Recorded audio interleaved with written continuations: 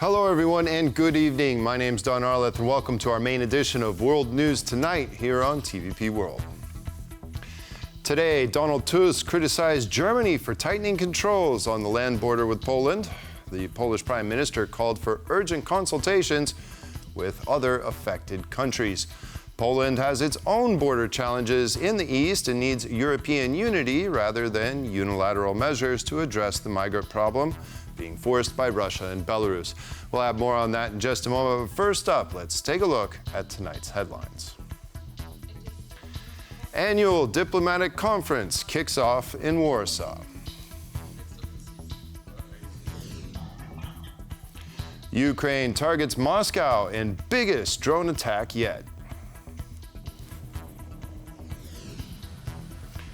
Kamala Harris and Donald Trump square off for the first presidential debate. More checks at the border. In addition to Poland, now travelers from France, Luxembourg, the Netherlands, Belgium, and Denmark will all soon have to go through additional inspections when entering Germany by land. Warsaw seeks a unified common approach to the migration problem, calling for consultations with the countries affected. This will soon be what each of Germany's border crossings will look like. Checks on all of the federal borders come into force on September 16th. Until we achieve strong protection of the EU's external borders with the new common European asylum system, we need to strengthen controls at our national borders. These controls also enable effective rejections. Berlin's decision has sparked reactions from neighboring countries. Poland's prime minister has said the decision is unacceptable.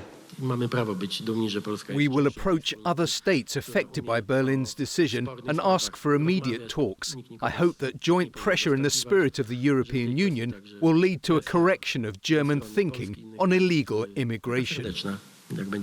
Germany began tightening immigration rules after a mass stabbing at a city festival in Solingen last month. The attack left 3 people dead.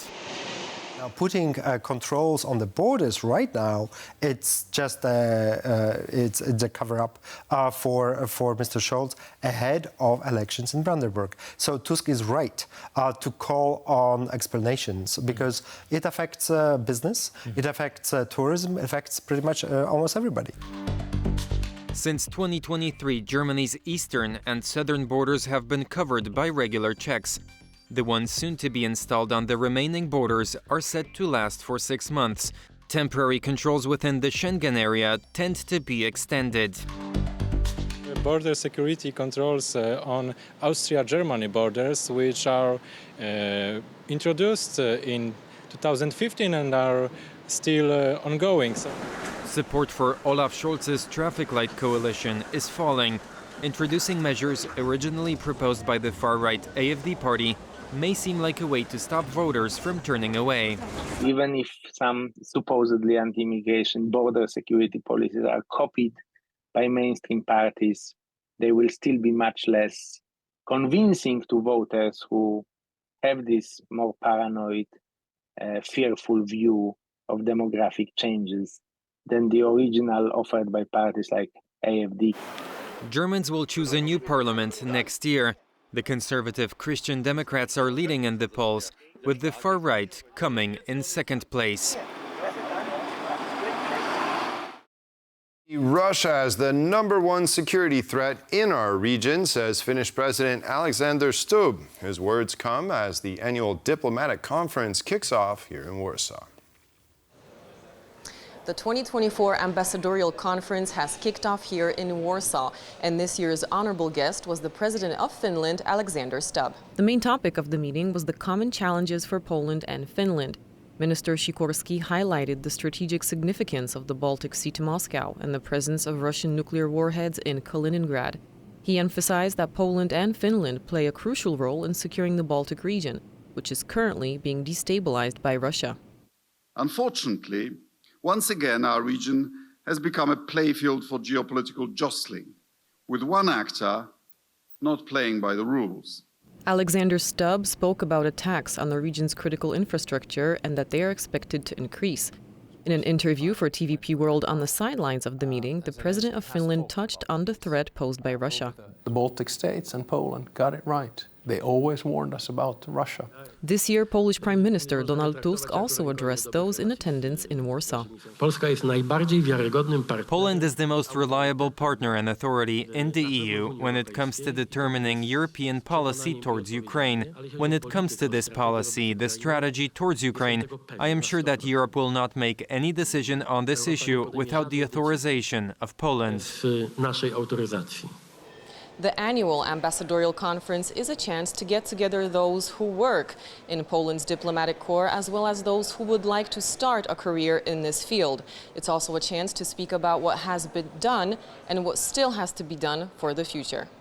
For TVP World from Warsaw, Alex Somlinski. And towards the end of the program, we have an exclusive interview with the President of Finland, so stay with us. Today, Ursula von der Leyen postponed naming her new commissioners and their policy areas until next week. Many had been anticipating the decision to kick this can down the road, but this could now delay the appointment of the full College of Commissioners until the fall.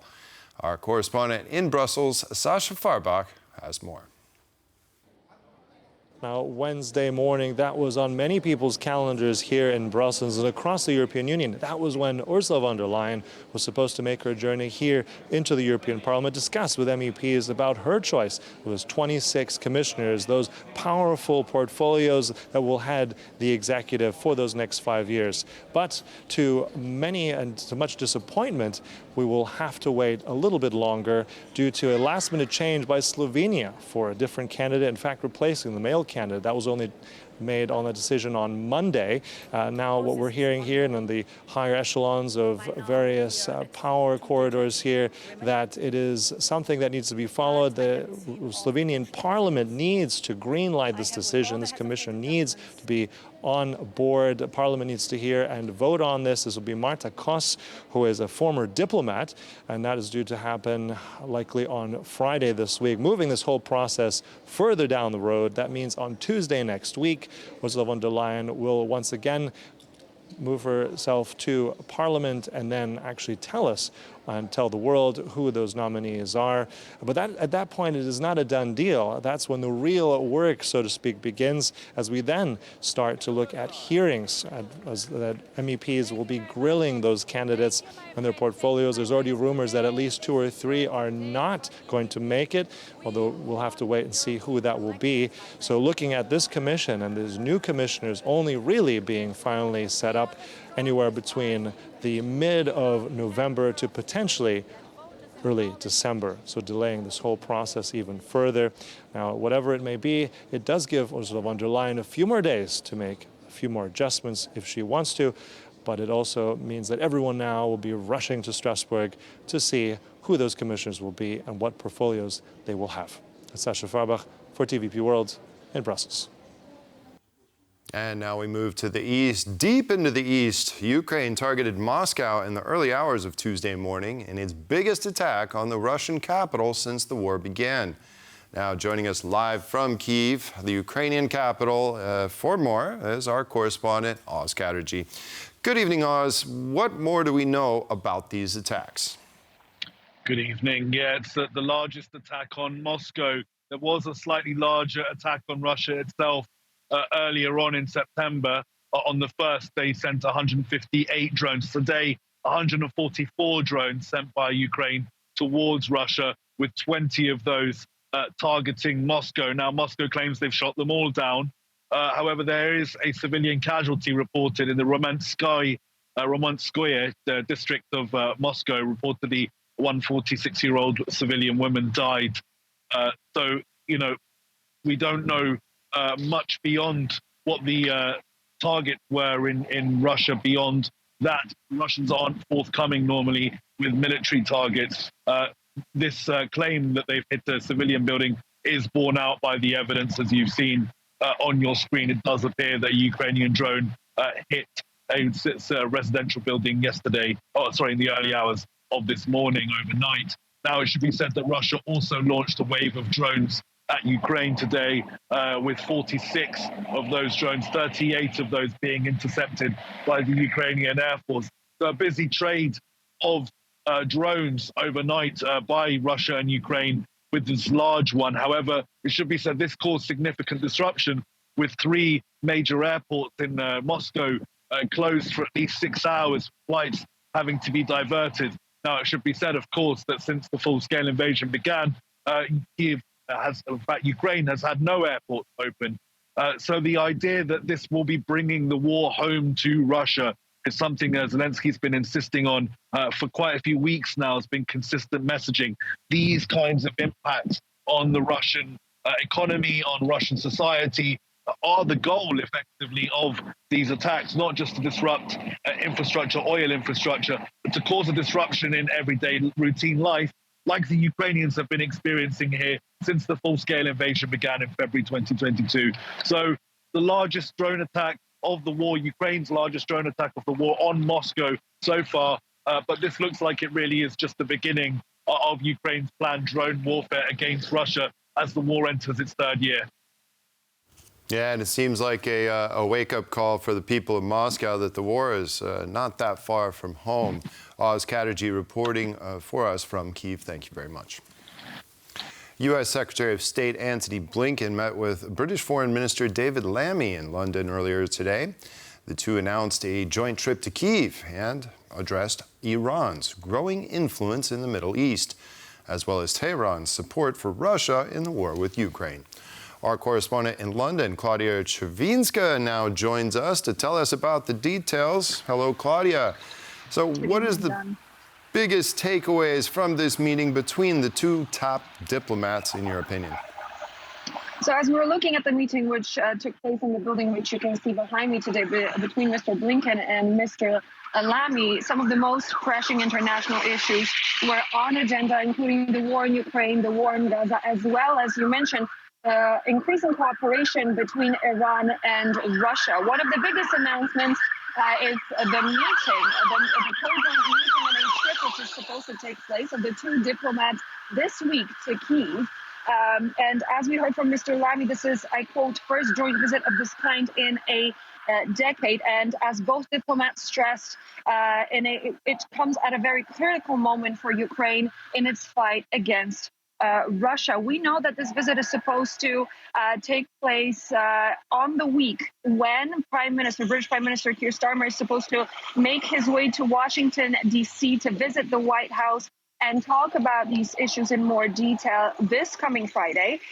We also know that when it comes to Mr. Lamy's and Mr. Blinken's visit to Kyiv, there are no particular details so far. We only know that, I quote, the goal is to hear directly from the Ukrainian leadership and the objectives of what we can do to support Ukraine in its needs. There were also no words of love for places like China, Iran, and North Korea, who are accused by these two diplomats of giving military support to Russia in its fight against Ukraine. And one of the big topics on the agenda was this cooperation that I mentioned just a second ago between Iran and Russia, because as we know, according to the latest information, Iran deployed ballistic missiles that they gave to Russia that the country is going to use in its war against Ukraine. Let's hear from U.S. Secretary of State Antony Blinken and what he had to say in regards of this missile transfer.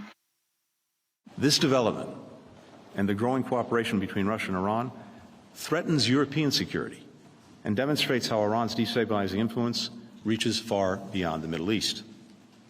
For its part, Russia is sharing technology that Iran seeks. This is a two-way street, including on nuclear issues, as well as some space information.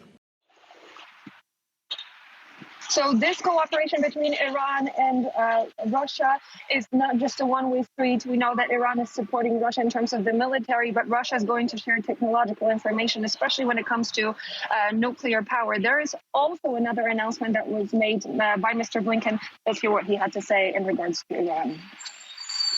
The United States will be announcing further sanctions on Iran later today, including additional measures on Iran Air. We expect allies and partners will be announcing their own new measures on Iran as well. So there is definitely a visible cooperation between the US and the UK when it comes to those global issues that were discussed earlier today here in Westminster. And I will be reporting more as these two diplomats are going to head to Kyiv, as well as on Prime Minister Keir Starmer making his way to Washington, D.C. Back to you, Don. Well, Claudia, it looks like there could be one more missing announcement, and that is the use of Storm Shadow missiles. Perhaps that'll come about in Kyiv. We'll just have to wait and see. Claudia Stravinska reporting for us from London. Thank you very much. It's estimated that more than 50 million people across the world will tune in for tonight's U.S. presidential debate between Kamala Harris and Donald Trump. And there's a lot on the line. Besides the highest office in the land, many viewers around the world will have wagers on their words. As the vice president touched down in Philadelphia, the Democrats tried to rile Donald Trump, releasing an ad mocking him hours before the debate. This weird obsession with crowd sizes.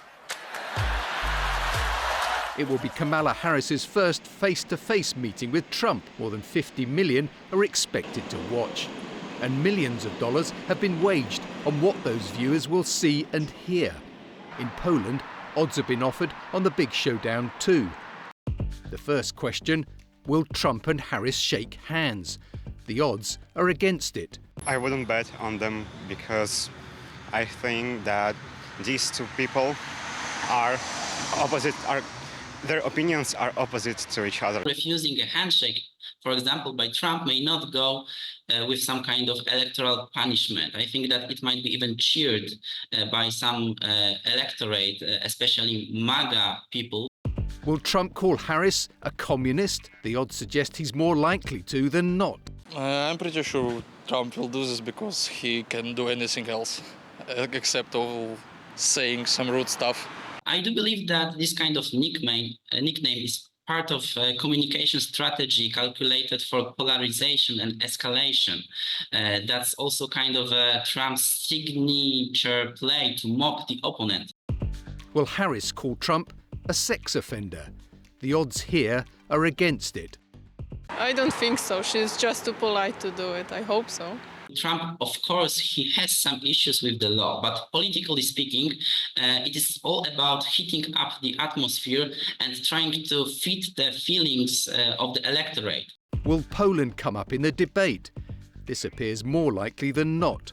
I don't think so if we show up in this debate tonight. Why? The question is what American people actually expect from the debate, from the Harris and from the Trump. If Poland will pop up in the debate, I think it might be brought when they will be discussing the war in Ukraine and the defense policies regarding NATO and Eastern flank. That's the safest guess. This time the former president will be the old man in the room.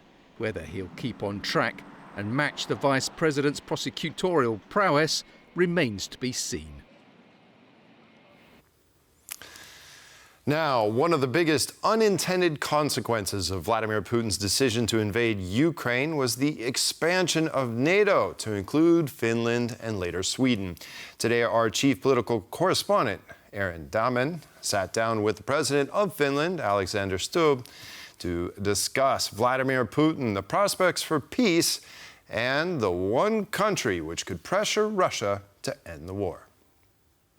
As Europe faces volatility and uncertainty, strong bilateral relationships are critical. That's why the President of Finland, Alexander Stubb, is here in Warsaw to meet with his Polish counterpart, Andrzej Duda. And President Stubb joins me now. Thank you for your time. Thanks. Let's start with the relationship between Poland and the Nordic region. How important is it for Poland to have strong, united bonds with countries like Finland right now? Important, but it's a two-way street. I think Finland and Poland actually are very similar. We have 1,340 kilometers of border with Russia. We have a big military. We're full members of the European Union and of NATO. So in that sense, I think we go hand in hand or hip to hip, as they say, with Poland. And I think that's a really good thing in this geopolitical situation. Looking at the war in Ukraine, what does the path to peace tangibly look like? It's long, and actually it goes in many phases. The first phase is that we have to provide as much military equipment and finance to Ukraine as possible so that it can win this war and therefore also win this peace. But if you look at the path to peace, I would argue that probably Zelensky will need four things. The first thing he will need is territory. Second thing he'll need is security guarantees. Third thing he'll need is justice, so military war criminals indicted.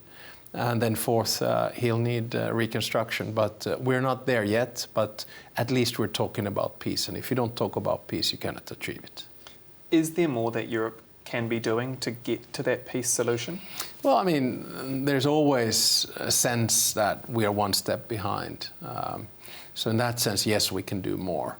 I guess it does start from finance, but there we are giving as much as we can. Then it goes to military equipment, and after that it goes to ammunition.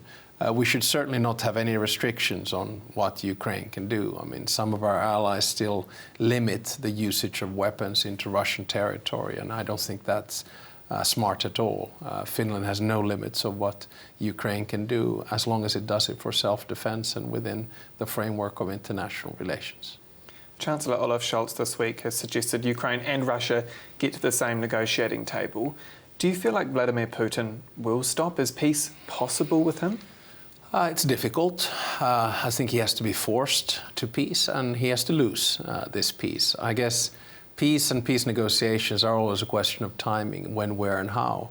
And Zelensky has talked about peace over the 2 years. He has a 10-point plan. We discussed 3 of those points in Switzerland this summer. And as a peace mediator, I fully realize that at some stage you need to have 2 parties around the table. But first we need to convince, especially the global South, that Russia needs to come in. And that's why I have kept on pushing China, saying that China is in such a driver's seat right now, it needs to basically be in touch with the Russians and say, time to start the negotiations. But I stress, it has to be a just peace from the perspective of Ukraine.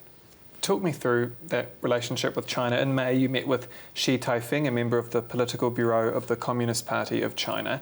China, like you say, is a superpower that could have much influence on the war in Ukraine. Did you discuss the war with him, and what did you say?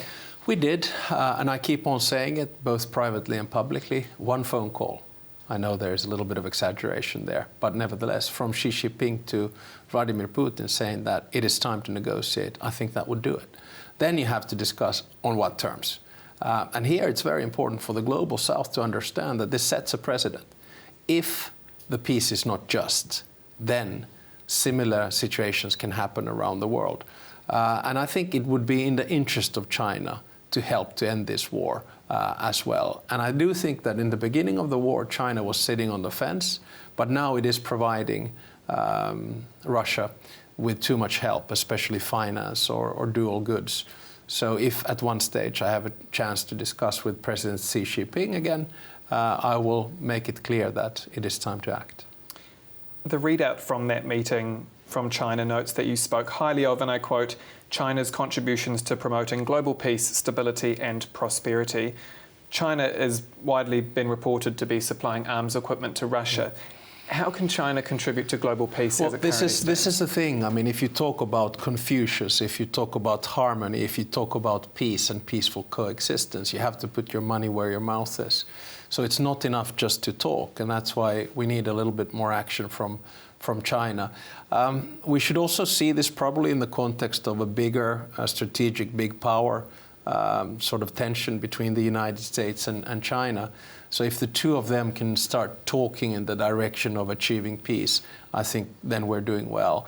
But remember that middle powers will have a big say in this. Brazil, Saudi Arabia, India. I just met with the Emir of Qatar, could be a possible power broker here. So there's a lot at stake, and we need to get the Chinese involved.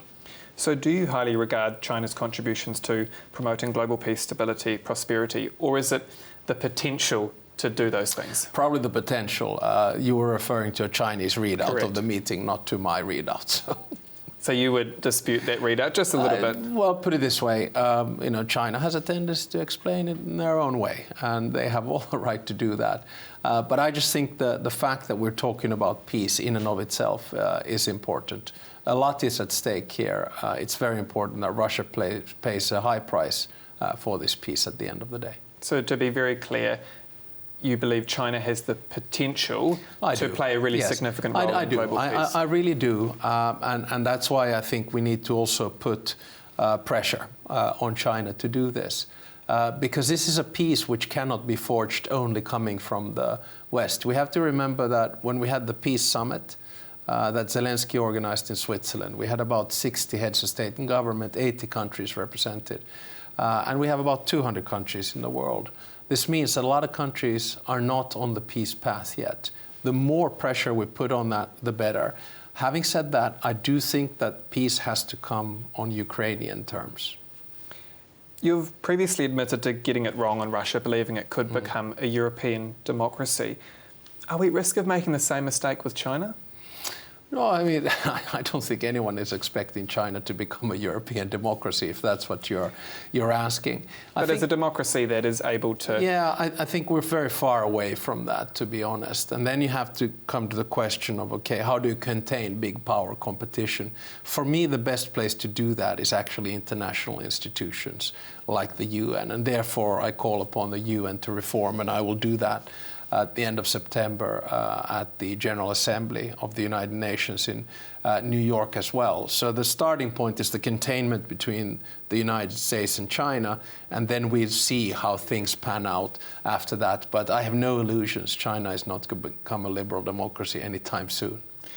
Would you really like to have a sit down with President Xi Jinping and say these things to his face? Yeah, I met him a couple of times in my previous life as foreign minister, and he was vice president at the time. I believe in values-based realism, which basically means that you stick to your own values. So in my case, human rights, fundamental rights, freedom, democracy, rule of law, international rules, and international institutions. But realism says that you also have to be able to have conversations with people who don't think like you. Otherwise, you cannot solve the big global goods or challenges like climate change, like demography or technology. So it's a question of what kind of an approach you take. Would I like to talk with President Xi Jinping about the global order, about democracy, about the way forward? Yes. Can I come back to that admission that with Russia, you got it wrong? Was Poland right to be wary of Russia? And did you and perhaps the West not take those concerns seriously enough? Well, perhaps in my own country, I was considered to be a bit of a Russia hawk. So everything is relative. But I do say that the Baltic states and Poland got it right. They always warned us about Russia. I was involved in mediating peace in Georgia in 2008. I gave my first warnings at an ambassadorial speech, which I called 080808, saying that power politics was back at the borders of Europe and we should be wary of Russia because they were changing the face of international relations in the post-Cold War era. So to answer your question directly, was Poland right? Yes. Finland has relatively high debt, mainly due to defence spending. Do you support Poland's efforts to finance the defence of the eastern flank with EU money? I'm very wary of my constitutional rights. So I lead our foreign policy and I am the commander-in-chief. I don't deal with money, but I think it is quite safe to say that Poland's efforts to increase its defense expenditure, which already now are between 4 to 5% of GDP, is good. Finland is at about 2.3, 2.4. I think that's good. And what we will see in the foreseeable future is most of the allies, now 23, already going over the 2% mark. It is just a reality. It's a fact of life right now that we have to do more defense expenditure in order to have a strong deterrence against Russia. Immigration, also a hot-button political issue in Europe. How should the region deal with undocumented and irregular immigration? Well, you have two sets here. One, if we link it to Russia and the instrumentalization of migrants, we need to understand that it is not traditional asylum seekers. The second thing then overall is that if we look at the demographic curve of the world, if we look at the demographics in Europe, it is a fact that we need more immigrants in Europe. And we need to find a system whereby work-based immigrants are welcome and we can get it to work. Other than that, I leave the questions of non-papered immigrants to our government and to European governments to deal with. Now, I'd just like to end. In 2016, you told Politico, and I quote again, "My fear is that now we have this wave of whatever you want to call it, nativist, extreme left, extreme right, whatever, populism." Is that what we're seeing in 2024? I think we have definitely moved the pendulum from, say, a liberal internationalist more to a conservative nationalist type of approach. And you find it actually both left and right, as we can now see, for instance, with the support or non-support for Ukraine in German regional elections. The pendulum of democracy does funny things at times. It moves in all kinds of different directions.